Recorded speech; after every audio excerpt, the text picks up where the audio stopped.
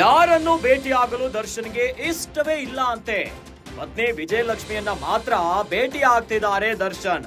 ಪತ್ನಿ ಬಂದ್ರೆ ಮಾತ್ರ ಬಿಡಿ ಅಂತ ಹೇಳಿದಾರಂತೆ ನಟ ದರ್ಶನ್. ಜೈಲಿನಲ್ಲಿ ವಾರಕ್ಕೆ 2 ಬಾರಿ ಭೇಟಿಗೆ ಅವಕಾಶವನ್ನ ನೀಡಲಾಗಿದೆ. ಅಲ್ಲದೆ ವಾರಕ್ಕೆ 2 ಬಾರಿ ಫೋನ್ ಕಾಲ್ ಅನ್ನ ಮಾಡುವಂತ ಅವಕಾಶ ಇದೆ. 2 ಅವಕಾಶವನ್ನ ಬಳಸಿಕೊಳ್ತಿದ್ದಾರೆ ಆರೋಪಿ ದರ್ಶನ್. ವಾರಕ್ಕೆ 2 ಬಾರಿ ದರ್ಶನ್ನ ಭೇಟಿಯಾಗ್ತಿರುವಂತಹ ಪತ್ನಿ ವಿಜಯಲಕ್ಷ್ಮಿ ವಾರಕ್ಕೆ 2 ಬಾರಿ ವಿಜಯಲಕ್ಷ್ಮಿಗೆ ಕರೆ ಮಾಡಿ ಮಾತನಾಡ್ತಿದ್ದಾರೆ. ದರ್ಶನ್ಗೆ ವಿಜಯಲಕ್ಷ್ಮಿ ನಂಬರ್ ಮಾತ್ರ ನೆನಪಿದೆಯಂತೆ. ಜೈಲಿನಲ್ಲಿ ಪತ್ನಿ ವಿಜಯಲಕ್ಷ್ಮಿ ನಂಬರ್ ಅನ್ನ ಕೊಟ್ಟಿದ್ದಾರೆ ದರ್ಶನ್. ಜೈಲಿನ ನಿಯಮದಡಿ ಏನು ಕೊಡಲು ಅವಕಾಶ ಇದೆಯೋ ಕೊಡಿ. ಈ ರೀತಿಯಾಗಿ ಜೈಲಧಿಕಾರಿಗಳಿಗೆ ವಿಜಯಲಕ್ಷ್ಮಿ ದರ್ಶನ್ ಮನವಿಯನ್ನ ಮಾಡಿಕೊಂಡಿದ್ದಾರೆ. ಅದರಂತೆ ದರ್ಶನ್ಗೆ ಫ್ರೂಟ್ಸ್, ಡ್ರೈ ಫ್ರೂಟ್ಸ್ ಅನ್ನ ತಂದು ಕೊಟ್ಟ ಪತ್ನಿ, ಜೊತೆಗೆ ಬೇಕರಿ ಐಟಮ್ ಗಳನ್ನ ಕೂಡ ವಿಜಯಲಕ್ಷ್ಮಿ ತಂದು ಕೊಟ್ಟಿದ್ದಾರೆ ದರ್ಶನ್ಗೆ.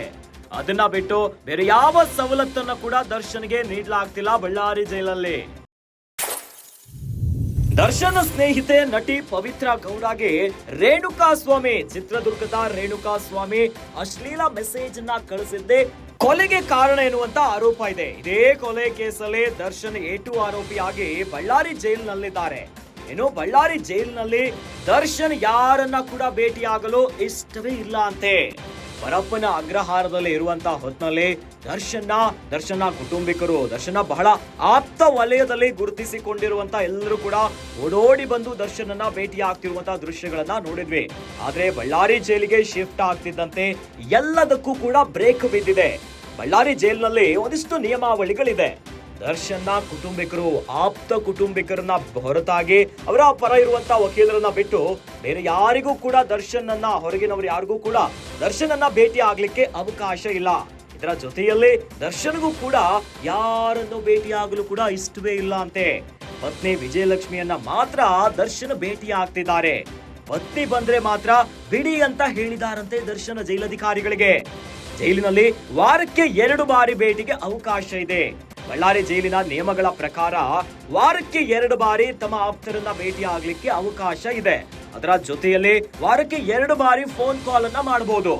ಯಾರವರು ನಂಬರ್ ಅನ್ನ ಕೊಟ್ಟಿರ್ತಾರೆ ಅವರ ಆಪ್ತ ವಲಯರು, ಅದು ಕೂಡ ರೆಕಾರ್ಡ್ ಆಗುತ್ತೆ ಈ ಫೋನ್ ಕಾಲ್ ಕೂಡ. ಈ ರೀತಿಯ ಅವಕಾಶವನ್ನ ದರ್ಶನ್ ಬಳಸ್ಕೊಳ್ತಿದ್ದಾರೆ. ವಾರಕ್ಕೆ 2 ಬಾರಿ ದರ್ಶನ್ನ ವಿಜಯಲಕ್ಷ್ಮಿ ಭೇಟಿ ಆಗ್ತಿದ್ದಾರೆ, ದರ್ಶನ ಪತ್ನಿ ಭೇಟಿ ಆಗ್ತಿದ್ದಾರೆ. ಜೊತೆಯಲ್ಲಿ ವಾರಕ್ಕೆ 2 ಬಾರಿ ವಿಜಯಲಕ್ಷ್ಮಿಗೆ ದರ್ಶನ್ ಫೋನ್ ಮಾಡಿ ಮಾತಾಡ್ತಾರೆ. ದರ್ಶನ್ಗೆ ವಿಜಯಲಕ್ಷ್ಮಿ ನಂಬರ್ ಮಾತ್ರ ನೆನಪಿದೆಯಂತೆ, ಇನ್ನು ಯಾರ ನಂಬರ್ ಕೂಡ ನೆನಪಿಲ್ಲ ಅಂತೆ. ಜೈಲಿನಲ್ಲಿ ಪತ್ನಿ ವಿಜಯಲಕ್ಷ್ಮಿಯ ನಂಬರ್ ಅನ್ನ ದರ್ಶನ್ ಕೊಟ್ಟಿದ್ದಾರೆ.